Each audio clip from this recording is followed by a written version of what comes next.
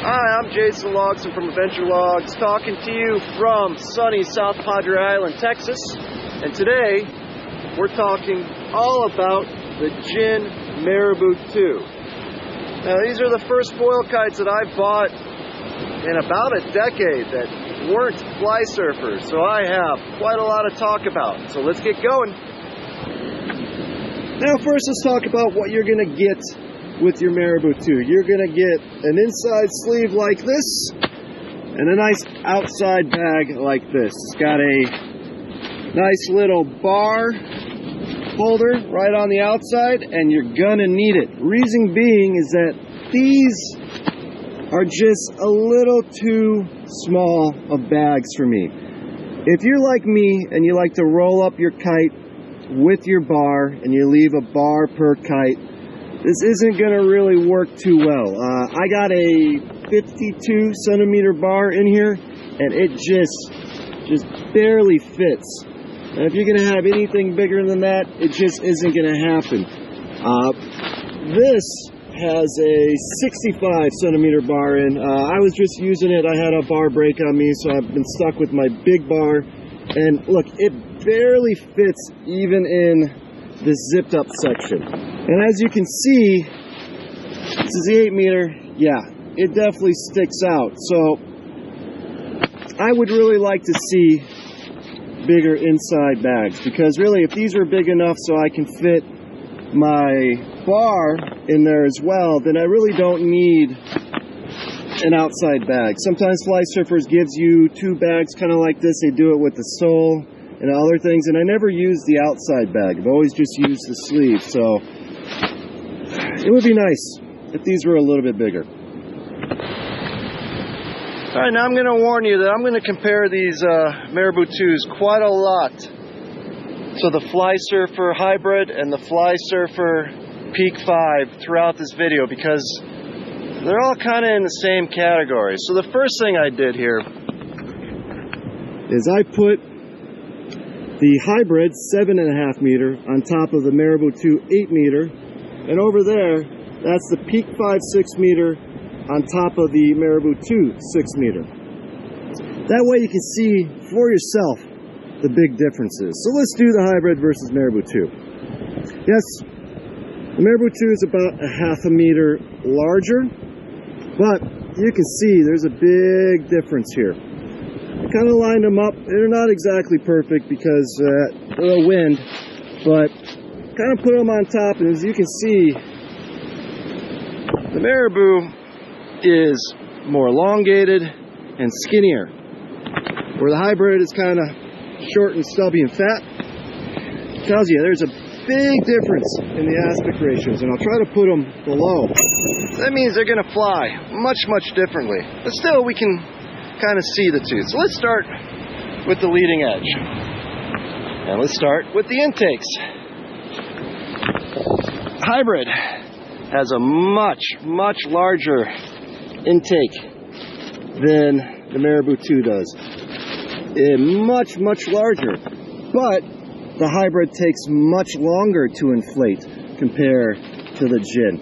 There's a good reason for that. If you look kind of at the end of this gray fabric, all that above, that all gets inflated, where on the Marabou2, kind of see that little line, just that. So there's probably a good 20% to 30% more that gets inflated on the Hybrid. Also, if you look at the side profile while they're flying, the Hybrid is much fatter of a kite, where the Marabou2 is a lot thinner. So what's my point? There's just a lot more air going into this Hybrid, so it does take longer. Get that air out. You got this nice large butthole here for the Hybrid. The problem with that though is you really got to make sure that this is nice and sealed. I've had a couple times where this has come open on me because it's just such a big butthole. Where the Marabou, it's got this little zipper here. I'll talk about the zipper later, but So I think the Marabou takes just a little bit longer to deflate when you're rolling it up compared to this hybrid. Now if we're talking, now we'll just talk about these trimmer lines. See, there's 1, 2, 3, 4, 5, 6, I guess 7. There's 7 there. Where here's 1, 2, 3, 4, 5, 6, 7, 8, 9, 10, 11, 12 support trimmer lines on the leading edge for the Marabou2. So a lot more support on the Marabou2. If we look at these spars that go all the way down, they go down to about here. This last little bit is not supported, kind of stops right here. There are from the center 1, 2, 3. In the Marabou, first, these supports go all the way down to the end, and there are 1, 2, 3, 4, 5. So a lot more rigidity with these trimmers lines. So this kite holds its shape a little bit better, and it uses these lines where the Flysurfer more uses that air that's inflated into it, and it's kind of beach ball shape. But I mean, that's going to mean that the Marabou2 is a little bit lighter. If I can remember, and if I can dry a kite off to get no sand or anything, what I'll try to do is I'll try to weigh the Peak5 and the Marabou2 6 meters to see how big of a difference there is for weight. Going to the bridle, the Flysurfer stops about here, where the Marabou is a little bit longer, say, I don't know, maybe 1/3 of a meter. The hybrid is thinner, much thinner lines than the Marabou does. I've heard people say they have problems with these suckers tangling. I never really had that much of an issue with these. And the hybrid has this weird cross line that goes to the other leading edge. That's supposed to help with bar pressure. Looking at the pulleys, the Marabou has some stainless steel pulleys, where Flysurfer is all plastic. Also, Flysurfer has the nice adjustable bridle that we've all come to know from Flysurfer, where the Marabou2 does not have any adjustability on their bridle, which kind of sucks. It's not that hard, man. Jin, give us some adjustable bridles. You know, that makes the kite last a little bit longer. You can tune it the way you want. Just give it to us, okay? If you notice, these lines, these main lines are much thicker. It reminds me a lot of my flare moustache, where these are nice, these are very thin. Also, of course, Flysurfer has this performance adjustment, which does make a difference. There's nothing like that on the Jin. Also, I like that these back steering lines are color coordinated. You know, just one more level of safety, where you can't tell the difference between the two on here. And yeah, that's about most of it. So again, it's really hard to compare these two because they're so different, just in the aspect ratio, just how thick they are, how they're supported. They are very different kites. It all depends on what you want out of these single skin hybrid kites. I'll talk more about how the Marabou2 rides a little bit later. Let's go to the main attraction. This is the Peak5 6-meter, one of my most favorite hydrofoil kites ever, on top of the Marabou2 6-meter. And again, with the wind, I can't get them exactly on top of each other. But let me tell you, the profile of these two is almost exact. I mean, they're the same shape, same thickness. I mean, they are almost same exact profile. The only main difference between the two is the wingtips.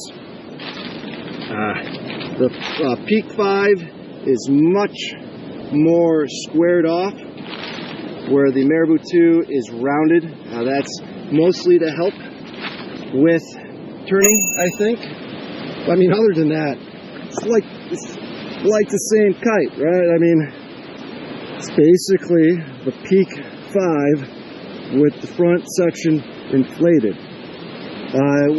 Let's talk about these trimmer support lines. I would say there's from the center 1, 2, 3, 4, 5, 6, 7, 8, 9, 10, 11, 12, 13, 14 on the Peak, where here is 1, 2, 3, 4, 5, 6, 7, 8, 9, 10, 11. So a little bit more support on the leading edge on the Peak, which makes sense. There's no air to fill it. These longer rib lines, they're basically the same for both of them. There's 1, 2, 3, 4, 5. Same thing here. 1, 2, 3, 4, 5. And they're basically in the same spot. So that's even similar. But again, the Peak, this last little bit right here, is not supported by trimmer. The trimmer stops right here. Where on the Marabou, that goes all the way down to the end. So these Marabous, they do not flap nearly as much as the Flysurfers, because you got that last little bit is still supported, so you don't get that flutter. They still do a little bit, but not nearly as much. Man, that hybrid flaps a lot, where I've had some of the riders around me be concerned, because it is such a loud kite. Luckily, I like to listen to music, so it doesn't bug me that much, but it's definitely enough. The more flutter, the more you feel it in the bar, the more a little bit it's distracting. Where, especially that 8-meter Marabou2 doesn't flutter at all. The 6 will a little bit, but. And then lastly, bridle lines. Right here, it's kind of where the Marabou stops. Way over here, it's where the Peak stops. So these Peaks, the Peak5 has a much longer bridle than the Marabou2 does. So, all right, well, I'm going to go ahead and get rid of the Flysurfers, and we're just going to take a look at this Marabou2 6-meter. Again, kind of talk about the bridle, talk about what I like and don't like about, what I like to see in the future. Just for your information, if you guys are looking for a Peak or a hybrid, both of these Flysurfers are for sale. So just let me know if you want one. All right, so let's go ahead and get rid of the Flysurfers, and let's just focus on the Marabou2. All right, now that we got the gin alone, the sandy gin, but that's okay. Let's talk a little bit just about it. First off, I like the way it looks. I like the colors of it. Like it's nice, bright in the sky. It's vibrant. You know, it's kind of nice. I like it. As you can see, the leading edge does stick up nice. I don't know. I'll look if gin is like Flysurfer, where they don't care and you can just roll it up. I've been rolling this sucker up and treating it just like I do all my other foil kites, and I haven't had any problems with these. Let's talk the zipper. I am not a big fan of zippers on kites, especially saltwater kites. I have had no problem with this, but I just don't like zippers on kites. This could be a little bit bigger, I think, to help deflate it a little bit faster when you're rolling up. It does take a little bit to deflate it, but you know, I haven't had any problems with it, and if something changes with that, I'll definitely let you know. Unlike the Flysurfers, there are no little line connections. These are directly to the kites.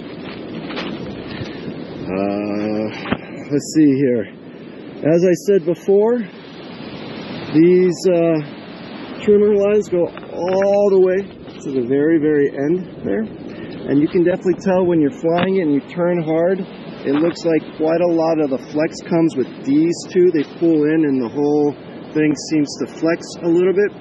And it helps turn up the speed. This sucker turns a lot faster than the hybrid does. Another really cool little quirk is this. It's just a teeny little Velcro strap here at the center on the trailing edge. It's kind of nice. So if you use 1 bar per mini kites and you're always rolling up the lines and disattaching the bar from the kite, it's kind of nice. You can put your bridle ends right in here and keep them nice and secure. I like that. I think that would be a very easy and cool addition for the Flysurfers. Flare Mustache has something kind of like this for the risers, the handles and everything. It's cool. I like it. That's a neat little design tweak. Now let's talk about the bridle. And I think the bridle is really the one thing that needs a little bit of improvement. And maybe not, maybe I'm just used to the way that the Flysurfer is, but there's no simple adjustability, all right? That's not that hard to put into it. I mean, if something were to happen, these lines were to stretch or anything like that, I want to be able to easily and confidently tune the bridle the way I want. There's no really way of doing that. I'm sure there is, you know, and I just don't know how to do it, but there's no real way of doing it. You know, there's no guide, there's no book, there's nothing like that. These ends are a little bit different. These are the steering end, which is a loop, and this is the power line, the center lines, which is a knot. That doesn't really work with my Flysurfer bars. What I just do is I make a knot with this, so it looks like that. But you know, you're taking about 1 centimeter off the end, which doesn't bother me, but that's something to be aware of. Also, I think it's quite interesting that they put the color-coded on the center lines, where the center lines are always the same color, where your steering lines are the ones that are usually different. I personally think this sucker needs to be on your steering line. Again, that's just one additional layer of security. You know, it just helps, because you know, even you get in a rush and you don't even think about it, and you string up your lines and you connect, and then right last second you're like, oh crap, I connected them wrong. This was here. It gives you one more reminder. I really like how nice and thick this first like level of bridle lines are. They're nice and thick and strong. They remind me a lot again of the Flare Mustache. That's kind of nice. I don't think I have to really worry about these lines wearing out with the pulleys, but the Flysurfers make these pulley lines easy to replace, where this, I don't think it would be that hard, but you know, the Flysurfer comes with some extra parts and extra pulley lines where this doesn't. I haven't ridden this one as much as I've ridden the 8, but I haven't seen any wear or anything like that. The one thing I would definitely like to see is I would like to see a little bit cleaner the higher up we go towards the kite. You got a lot of these where it branches one into 1, 2, 3, 4, 5, 6, 7. And it just seems kind of sloppy. Yeah, let's see, 1, 2, 3, 4, 5, 6. Yeah, these are a little sloppy. I would like to see them it'd be a little bit cleaner. This thing performs wonderful, don't get me wrong. Especially the 6 meter is quickly becoming my favorite kite the more and more I fly it. So it's not like it's you know, well, it doesn't seem like it's really hurting the performance much, but man, if they made these a little bit cleaner, that, you know, that it can only help.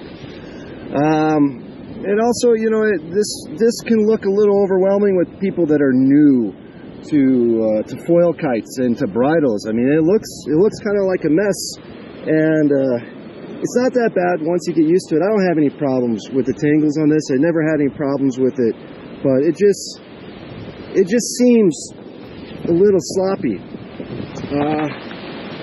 Again, it is a lot like the Peak5. It holds its shape a lot like the Peak5. If you really fly into the kite and really do 4-line slack, the same thing with the Peak kind of happens here, where you'll just get one of the wingtips will curve a little bit in, and that's how it loses its shape.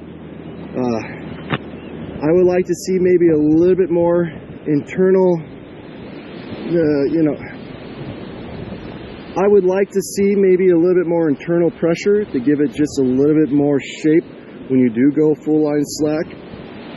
But it's a nice thin profile. It's a thin airfoil, so it's fast. When you sheet out, the kite will shoot forward in the wind window. You sheet in. You can get it if you want to backstall and spiral much quicker. I really like that. The bar pressure is very progressive. I have not yet seen the top end of this. I can do the 6.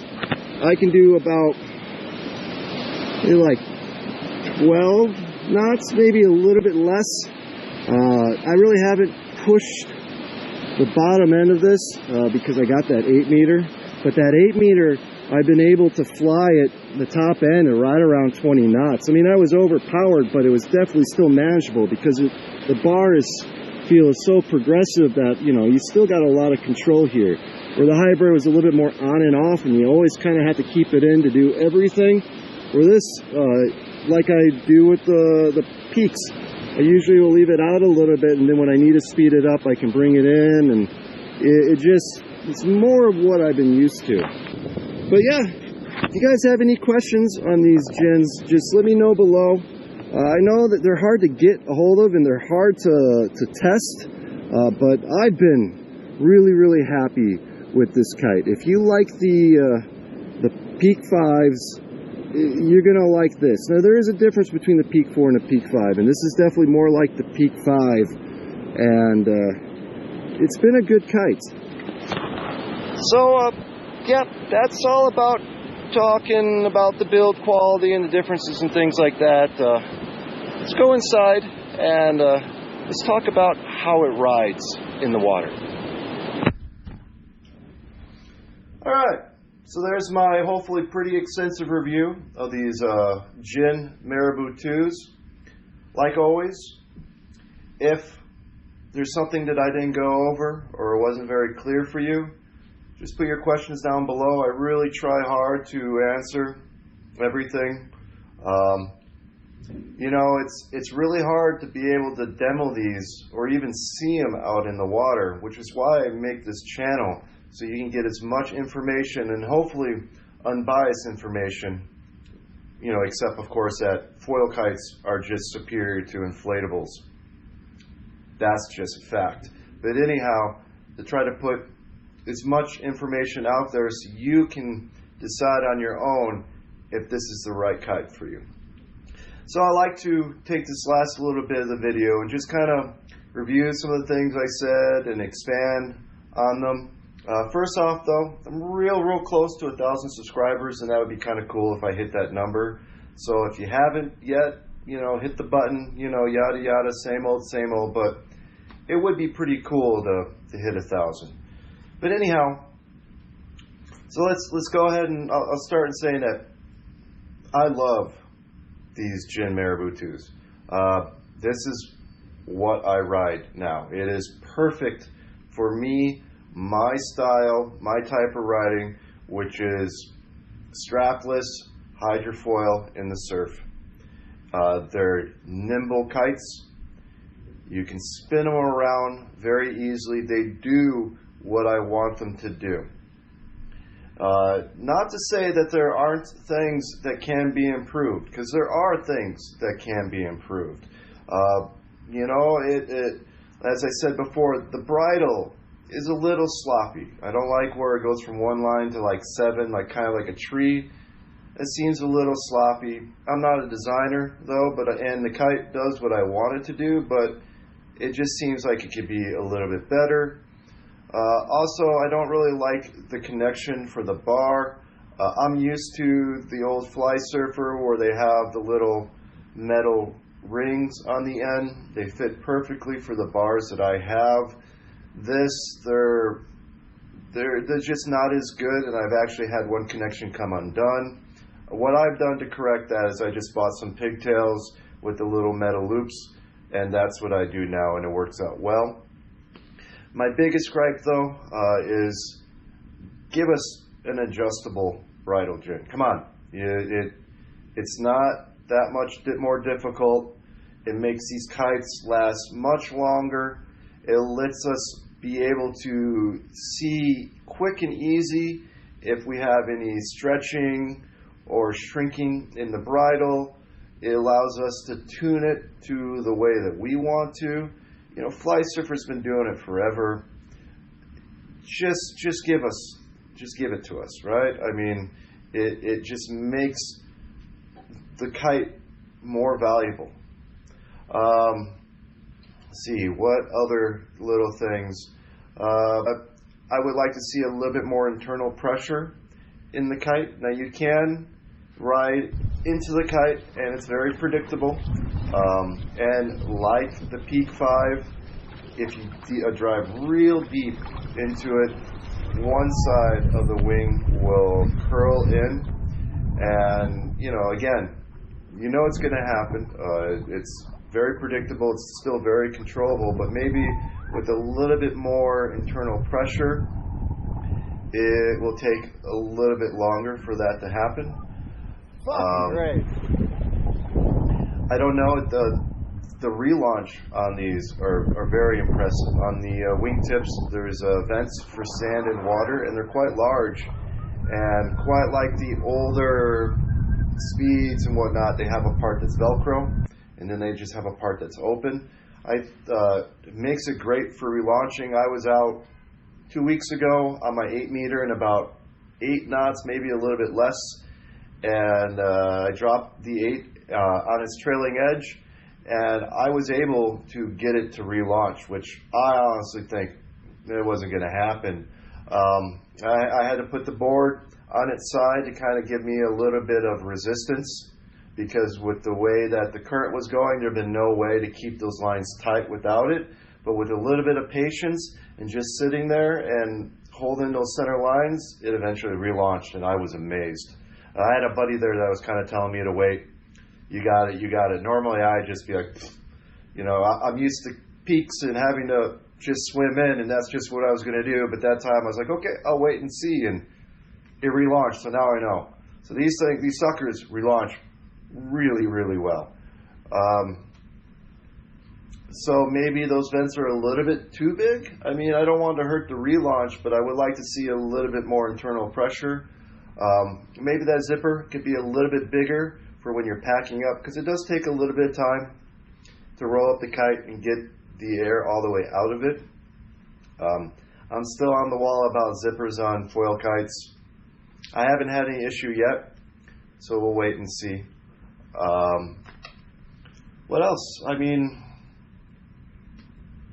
I love these kites. They're nimble. You can spin them how you want it. You can put it where you want it in the wind window without any effort. It really is a dynamic, fun kite. And that's what's most important. So like I said many times before, the kite portion of kiteboarding to me is just as important as the boarding portion. I mean, I like to loop it. I like to spin it. You can easily have it change directions without any power. Even when you're overpowered, I can backstall it and quickly loop it without any pull to change directions to get me up. It's wonderful. And speaking about being overpowered, the bar pressure and the bar control is perfect for me. I have a bad shoulder. I had to get a couple surgeries a couple years ago, and it's pretty sad that my hybrid 2.5 meter hurts my shoulder more because it has higher bar pressure than the Jin Marabou2 8 meter. But it's not like it's a vague feeling. You still can tell exactly what the kite is doing without having to watch the kite, which is exactly what I need. Also, it's much more progressive. The hybrid, you got to keep it basically the last little bit to get the kite to do anything, where the Jin, it's much more progressive, and when you're overpowered and the bar is out, you can still control the kite and it'll still do what you want it to do, and you can still one-hand it. You don't need two hands to control the kite. So it allows me to have longer sessions, cry less afterwards because my shoulder isn't killing me as much. Be able to know exactly what that kite is doing at all times without having to look at it ever. I mean, I can easily control the loop without having to watch to see what it's doing. It's just, they got it. They really nailed it down for that. The launch is easy, not a problem. I usually just kind of lay the kite out flat. I never pre-inflate my Foilkites, and I just grab the center lines and yank, and that usually pops it up. Sometimes with the Jin, it doesn't do that as well. I have to be a little bit more noticeable about where I'm at to get it to do that, but it's not like it's a bad thing. It's just different than what I'm used to. So now I have to really make sure that I'm like at 45 degrees into the wind or a little bit more while I'm launching it, or sometimes the kite will just kind of fold over itself and then I have to reset it. Landing is easy. It is predictable. You do have to kind of know how much to backstall, because if you pull too much of the steering lines in when you're backstalling it and landing it, the trailing edge will flip up and then it's a little bit more difficult. But again, it's pretty simple. Yeah, I mean, the last thing that I think that could really be improved on these kites is just the availability. I've had a lot of people reach out to me and say, well, you know, where can I get one? And it's just harder to find. Personally, I wanted to get a 4 meter, and you can't get them anywhere. I guess maybe you can order one like you kind of do with paraglider wings and wait a couple months and they'll make it and give it to you. But I would like to see the ability to have these just available. I think that they would have sold more.